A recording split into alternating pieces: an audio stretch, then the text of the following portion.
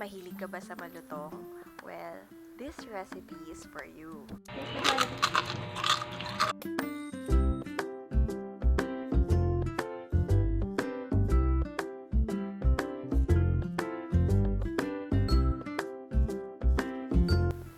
Sa isang mixing bowl, paghaluin lang natin ang flour, cornstarch, salt, baking powder, onion powder, chili flakes, and water.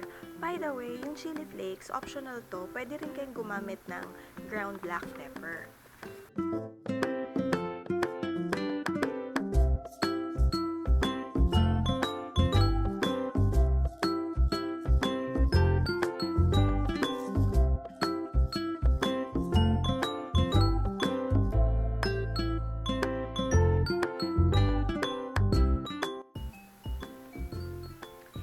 Ginamitan ko ng whisk para haluin lahat ng ingredients para siguradong walang lump yung ating batter.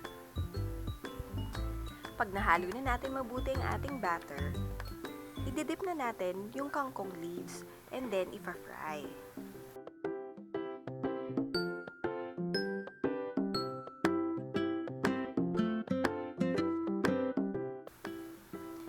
At pag nahalo na natin mabuti lahat ng ingredients, isa-isa na natin ilulubog ang dahon at ipa-fry.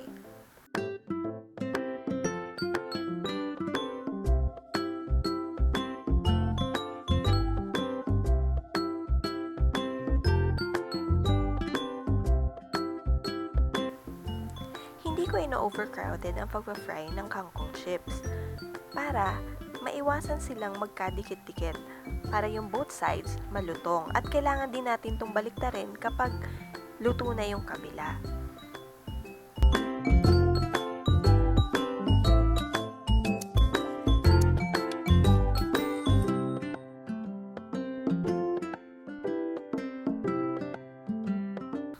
Para naman sa dip, ito ang aking recipe. 2 tablespoon ng mayo, 1 clove of garlic,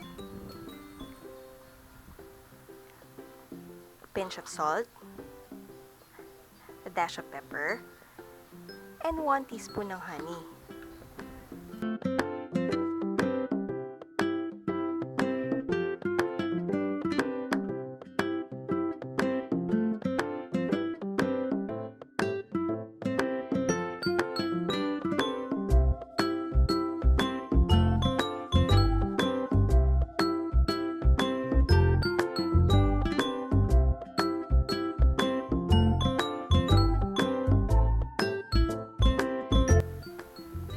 And there you have it, our kangkong chips.